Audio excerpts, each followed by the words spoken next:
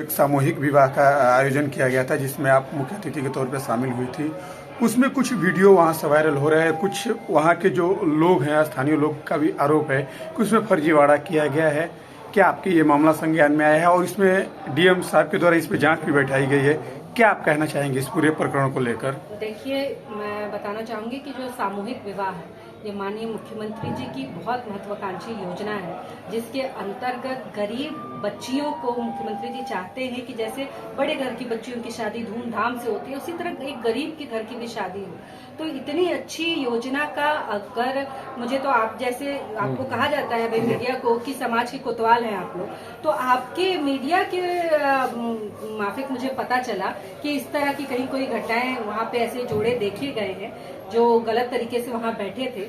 मैंने इस विषय पे जिलाधिकारी से, सीडीओ से सबसे बात की है और साफ निर्देश भी दिया है कि जो भी इसमें लिप्त होंगे उन सबके नाम मुझे चाहिए हैं। बाकायदा इसकी जांच हो, पुख्ता जांच हो और जो भी दोषी होंगे उनके ऊपर कठोर कार्रवाई हो, ये सुनिश्चित होगा। क्योंकि यह योजना गरीबों की योजना है और उनके अधिकार पे मैं किसी भी तरह का कोई भी हस्तक्षेप बर्दाश्त नहीं कर सकती हूँ, ना मैं ना मेरे माननीय मुख्यमंत्री। कहीं न कहीं ये अधिकारियों द्वारा ही इस तरह की बिल्कुल मुझे तो ये तो बिल्कुल अधिकारी ही इस चीज को मैनेज किए। मुझे खुद इस सामूहिक विवाह की सूचना 2 दिन पहले मिली, जिसके लिए मैं बहुत नाराज भी हुई थी कि आप लोग 2 दिन पहले बता रहे हैं मुझे और ना आपने कहीं प्रचार प्रसार किया है, ना कहीं होर्डिंग लगाई है। आखिर ये पता कैसे चलेगा कि ऐसा सामूहिक विवाह होता है और लोगों को कराना है तो अगली बार कराएं? इसलिए आप लोगों को लगाना चाहिए थोड़ा होर्डिंग वगैरह। मुझे खुद 2 दिन पहले लोगों ने सूचना दी तो मुझे एहसास हुआ था कि इतने आनंद फानन में क्यों कर रहे हैं,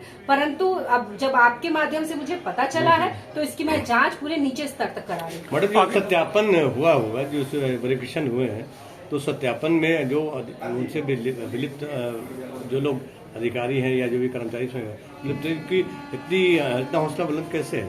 देखिए, ये तो आश्चर्य की बात है कि जैसे मुख्यमंत्री जी का पूरा बकायदा हुआ है कि 0 टॉलरेंस पॉलिसी है, वो भी करप्शन के। वो चीज सबसे जरूरी है कि मुख्यमंत्री जी ये चीज बर्दाश्त नहीं कर सकते हैं। और मुझे लगता है कि जिसने ये किया है उसने अपने लिए स्वयं यमराज को बुलाया है, क्योंकि अच्छा भी है कि एक ये प्रदेश में नाजीर के तौर पे प्रस्तुत होगा कि थोड़ा सा अगर तुम करोगे तो क्या हश्र हो सकता है। ये आने वाली पीढ़ियों के लिए एक अच्छा उदाहरण बनेगा। यह सिर्फ अंत में एक सवाल की, आज कांग्रेस अध्यक्ष अर्जुन खड़गे का एक बयान आया हुआ है कि ये जो 2024 का चुनाव, ये लास्ट चुनाव है, इसके बाद कोई चुनाव होने वाला नहीं है और जिस तरीके से चीन और रूस में जिस तरीके से चुनाव होते हैं उसी तरह से अब यहाँ पर भी हो जाएगा, उसके बाद कोई चुनाव नहीं होगा।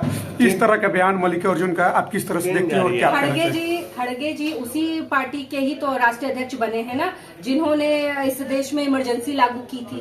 उसी देश के तो ये, उसी पार्टी के तो ये अध्यक्ष बने। तो इनकी सोच, इनकी विचारधारा अभी उससे निकली ही नहीं है, गुलामी की मानसिकता से। तो मैं ये कहना चाहूंगी कि ऐसा कुछ नहीं, हमारा देश एक लोकतांत्रिक देश है और मेरे प्रधानमंत्री लोकतंत्र को कैसे मजबूत किया जाए इसके लिए लगातार काम कर रहे हैं। उसमें कुछ शिकायतें प्राप्त हुई हैं। शिकायत का त्वरित संज्ञान लेते हुए उसमें जांच टीम गठित कर दी गई है और जांच टीम के द्वारा यदि अनियमितता पाई जाएगी तो इसमें बहुत ही कठोर कार्रवाई की जाएगी। इसमें जो भी लोग दोषी होंगे उनको बख्शा नहीं जाएगा। सूर्यग्रहण पति शुक्रो देवादिनलपति चंद्रमा।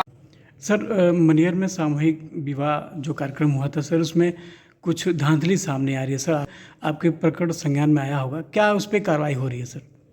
देखिए, 26 जनवरी को ये मनिहर ब्लॉक में सामूहिक विवाह, मुख्यमंत्री सामूहिक विवाह का कार्यक्रम हुआ था, जिसमें लगभग 468 जोड़ों ने अपना शादी उनकी वहाँ पे हुई थी। इसमें 4 ब्लॉक्स के जोड़े सम्मिलित थे। उसके बाद अगले दिन से एक न्यूज़ मीडिया में ये चीज़ चलना स्टार्ट हुई कि कुछ उसमें फर्जीवाड़ा हुआ है और ये आरोपित किया गया कि इसमें कई विवाहित जोड़े थे या फिर कुछ और इश्यूज थे, तो उसके चक्कर में ये फर्जीवाड़ा हुआ है।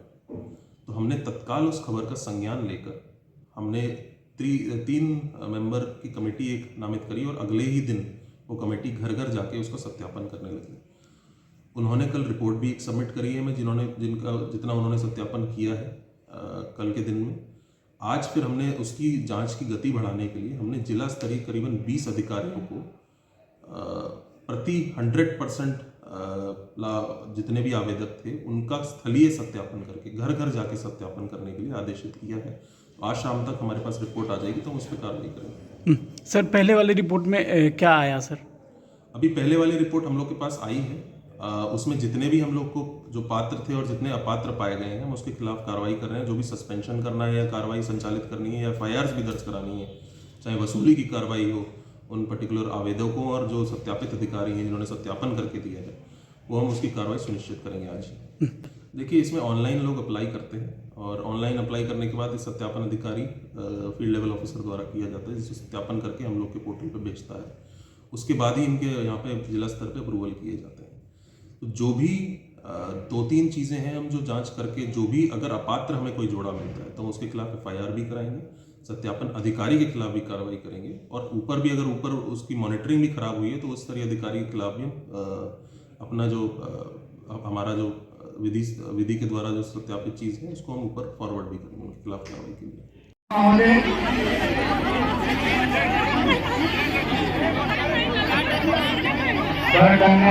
ध्यान दें,